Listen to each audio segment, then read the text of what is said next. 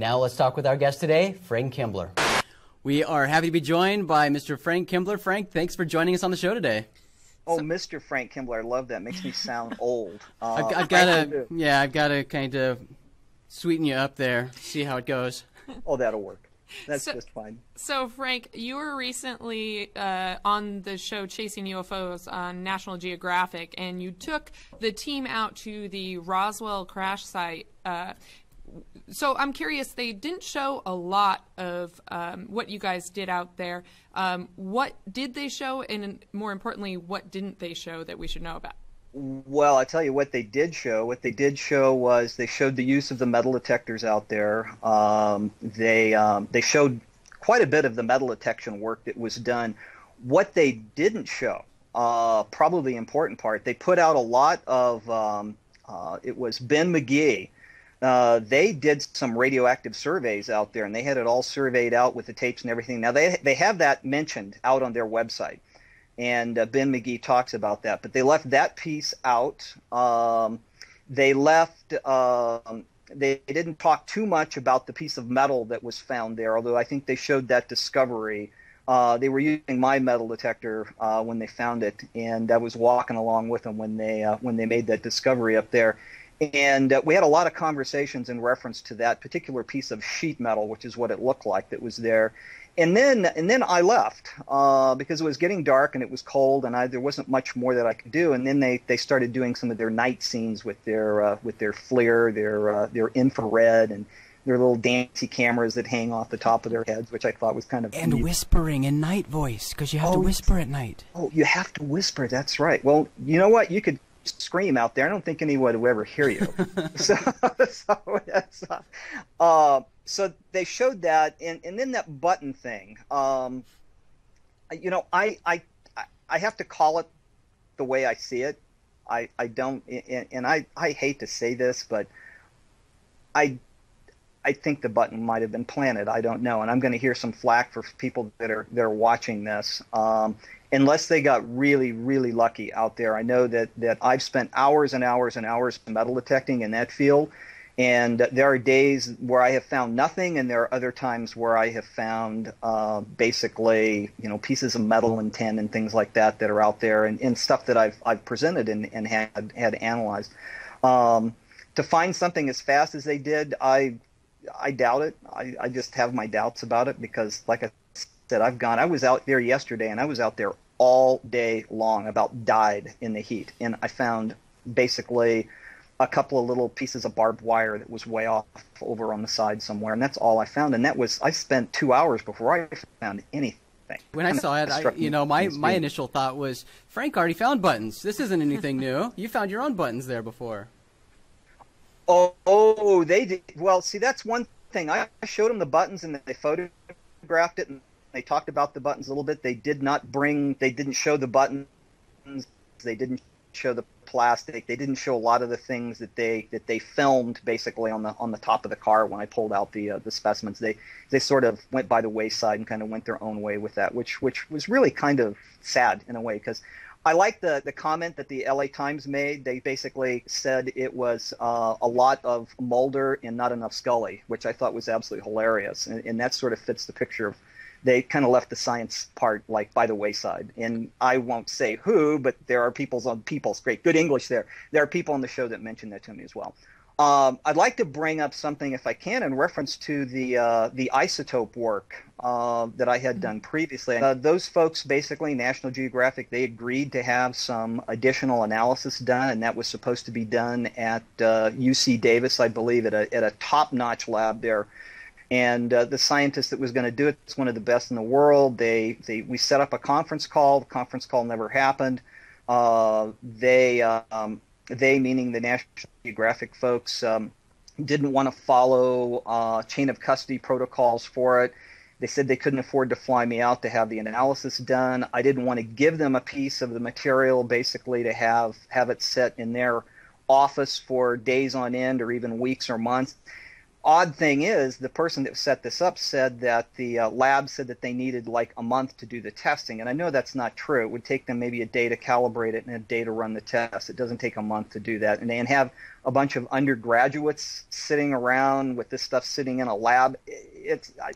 I said no, that it's not going to happen, and not unless they follow the right protocols. And I agreed. I said, hey, if we'll sign papers and have people that just sign off on this, have your legal department draw it up, I will be more than delighted to do this. But guess what? They wouldn't do it. So that whole scientific aspect of this went by the wayside, and it left me kind of, I was sad, because the show, if either way, I wanted some good science done, and if they would have proved it right or wrong, if they would have proved it, it would have been a big thing saying, hey, we got extraterrestrial material here.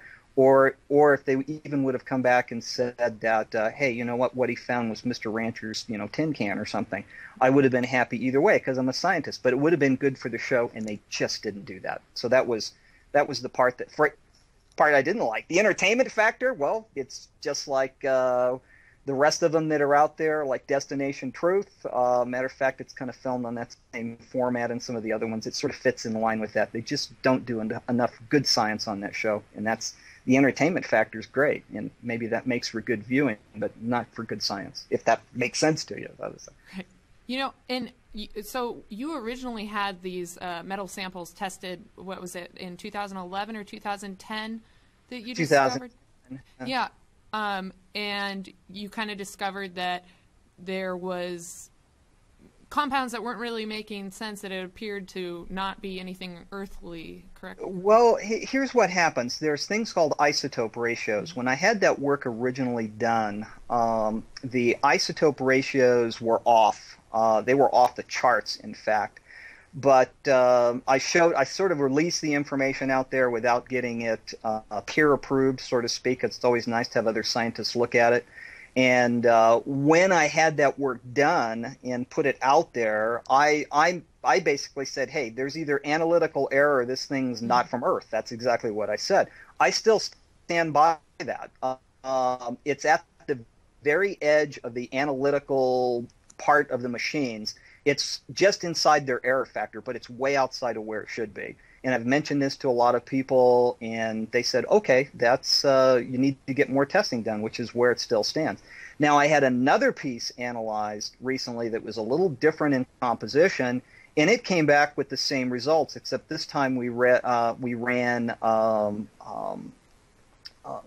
a standard right side by side. The analytical error of the machine was 0.0005. It was like way close. That one still came out to be a little bit off when we look at the isotopes. It's not where it should be.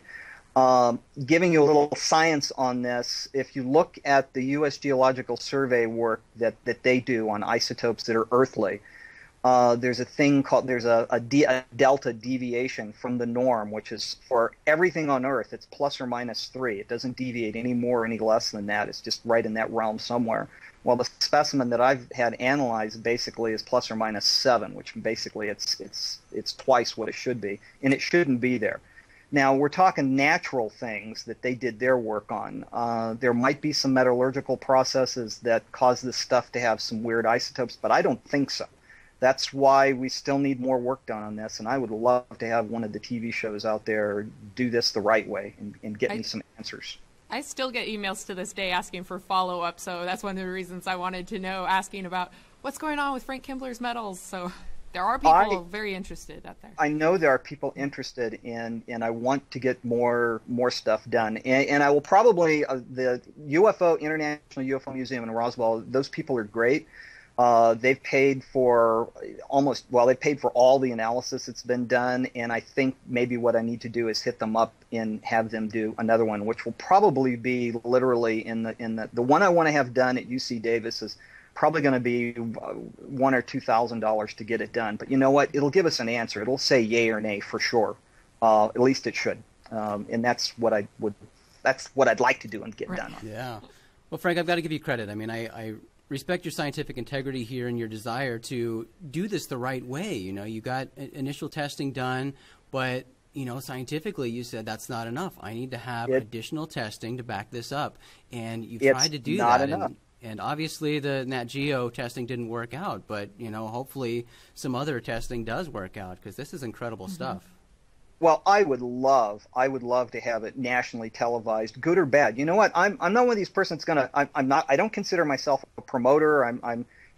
Matter of fact, I'm going to put the latest analysis out on my website, and that's the geosites.net /Roswell.htm, and I'm going to put that. I'll probably put it out today or tomorrow and make sure it's out there. But I wanted to have a group look at the analysis. There's some people that are scientists and engineers before I put it out, just to make sure that I'm not making boastful claims about, hey, I've got another anomaly here, and this is about to drive me to the brink of insanity, because I can't get anybody to believe that this stuff is otherworldly. And I have my own doubts. I'm my worst critic. Let's put it this way, and that's probably a good thing. Because, like I said, I'm not a promoter. I'm not trying to promote this anyway. I just want to get an answer and find out what this stuff is. I found a bullet out there, the 50 caliber, which is out. I've got a picture of that. I thought that was kind of neat. I had Kevin Randall. I showed it to Kevin Randall. He says, "Well, bullet doesn't mean anything. It's people shoot all the time." I says, "Well, 50 caliber is a little close to the windmill that was out there. I wouldn't want to have my cattle having stray 50 calibers, which would basically blow the poor cow apart if it ever hit them." So. And it's an old one. Where it came from, it conjures up visions of, oh my God, were they shooting at aliens out there back in the 1940s or something? But you never know what it is. It was just kind of a unique find. So, but no more buttons, and I have found some additional pieces of metal out there as well, aluminum fragments. So, at least I think it's aluminum, and it all still needs to be tested. I've got about 20 fragments right now from out there over the course of a couple of years worth of looking. So. And you're continuing your search, huh? You're still out there? I'm looking, and I'm looking a lot. Other people apparently are looking too, because I was out there yesterday and I did see some evidence that some people had been doing a little bit of digging, which anytime you get stuff out and it shows like on the internet or on TV, which is okay. We just don't want I'd hate to see the place contaminated, and right now it's pretty pristine. Definitely. It works pretty good. Yeah. I mean, it is pretty hard to find out there too, though. I've been out there, and it's out in the boonies. So it is. Luckily, that will deter quite a few people that don't know where it's at to stay off the land. And there's not too many people that go out there. I think it works pretty good. All right. Well, I'm excited to read new stuff, and hopefully good luck. I hope something comes through with testing. But we'll definitely post the link to the website in the description with this episode, so people can go and check that out. And cool. Frank, we'll have to have you on again after more testing is done. I'm optimistic. I know that testing is going to come soon, so we'll keep our fingers crossed for you. Yeah, I got lots of people that are asking for it, so it'll get there. It will definitely get there. The interest is definitely there, and it could potentially be huge. So, all righty. All right, Frank. Thanks so much. Appreciate it. Oh, and I appreciate being on your show. Thank you very much. Our pleasure. You guys have a bye.